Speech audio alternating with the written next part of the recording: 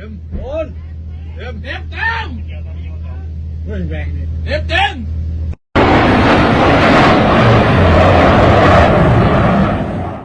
វិចារណកថាលាត្រដាងពុទ្ធបុត្ររត់ទំនើងពីការបាញ់គំតិចប្រាសាទបុរាណគេមរតកដូនតាខ្មែរតើវាជាការចង់បានឬជាការចង់បំផ្លាញដោយភាពច្រណែនបើថៃយល់ថាប្រាសាទបុរាណទាំងនោះជាមរតកដូនតាខ្លួនចុះហេតុអ្វីបានជាបាញ់បំផ្លាញគ្មានស្ដាយស្រណោះបែបនេះមិនតែនទៅការពីសង្គ្រាមជាមួយថៃទាំងពីរជុំនោះអ្វីដែលយើងហួសចិត្តបំផុតនោះគឺទី1វិវាទព្រំដែនដើម្បីចង់ដណ្ដើមគ្រប់គ្រងទឹកដីសោះថៃលេងជ្រុលរហូតដល់ថ្នាក់បាញ់គំតិចប្រាសាទបុរាណខ្មែរ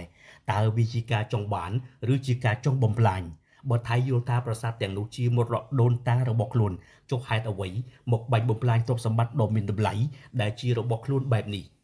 ការពិតទៅថៃបានប្រកាសច្បាស់នៅក្នុងចិត្តហើយថាទ្រព្យសម្បត្តិទាំងនោះវាជារបស់ខ្មែរ 100% ទៅហើយទើបពួកគេចង់គំតិចចោលចង់បំផ្លាញចោលតាមកំហឹងបានន័យថាបើអញមិនបាននរណាក៏មិនបានដូចគ្នាទី2ត្រឹមសង្គ្រាមព្រំដែនសោះថៃប្រើប្រាស់អាវុធគ្រប់ធនមានទាំងអាវុធថ្មើរជើងស៊េរីទំនើបនាំចូលពីប្រទេសក្រៅពិសេសប៉ែកអឺរ៉ុបកំភ្លើងធំរថក្រោកស៊េរីទំនើបដ្រូនគ្រាប់បែកចង្កោមយន្តហោះចម្បាំងដល់ទៅ3ប្រភេទ A16 Gripen TH50 និងផ្សែងពុលជាដើមបើមើលទៅលើទំហំសភាវុធទាំងនោះខ្លាំងជាងធ្វើសង្គ្រាមជាមួយរុស្ស៊ីនិងអ៊ុយក្រែនទៅទៀតវាជាមួយកម្ពុជាដែលជាប្រទេសទុនខ្សោយសោះតែយោធាថៃលើកទ័ពមកយ៉ាងច្រើនប្រើប្រាស់អាវុធទំនើបស្មើនឹងទៅធ្វើសង្គ្រាមជាមួយនឹងអាមេរិកទៅហើយតើនោះបង្ហាញពីអ្វី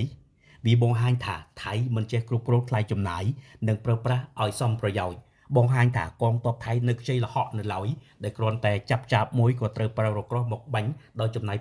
$5,000ចាប់ទុនសាយមួយក្បាលត្រូវការមនុស្សរាប់ពាន់នាក់បង្ហាញថាកម្លាំងទប់ទល់របស់កងទ័ពកម្ពុជាពិតជាមិនធម្មតា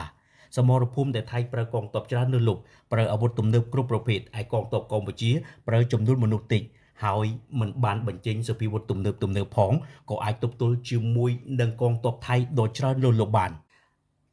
ទី3ត្រឹមសង្គ្រាមដណ្ដើមទឹកដីរំកើព្រំដែនថៃបែរជាព្រីផ្សៃដល់ថ្នាក់បាញ់សម្លាប់ប្រជាពលរដ្ឋស្លូតត្រង់ខ្មែរដោយចេតនា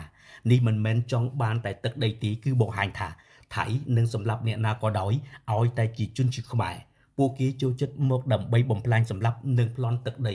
ទោះមិនបានដីvìមិនឈ្នះកងទ័ពកម្ពុជាយ៉ាងណាក៏បានសម្លាប់ប្រជាពលរដ្ឋកម្ពុជាបានបំផ្លាញផ្ទះសម្បែងពលរដ្ឋខ្មែរនិងទ្រព្យសម្បត្តិដ៏មានតម្លៃរបស់ដូនតាខ្មែរដែលបានបន្សល់ទុកមែនទែនទៅទង្វើអកតេនិងចរិតពីលរំលោភច្បាប់អន្តរជាតិទាំងនេះវាគឺជាមេរៀនប្រវត្តិសាស្ត្រដ៏ចាក់ដោតដែលដាស់តឿនដល់ស្មារតីកូនខ្មែរគ្រប់រូបឲ្យពង្រឹងការរួបរวมសាមគ្គីជាតិនិងបដិញ្ញាការពីអធិបតេយ្យភាពបូរណភាពទឹកដីខ្មែរព្រមទាំងមរតកដូនតាខ្មែរឲ្យបានគង់វង្សជានិច្ចនិរន្តរ៍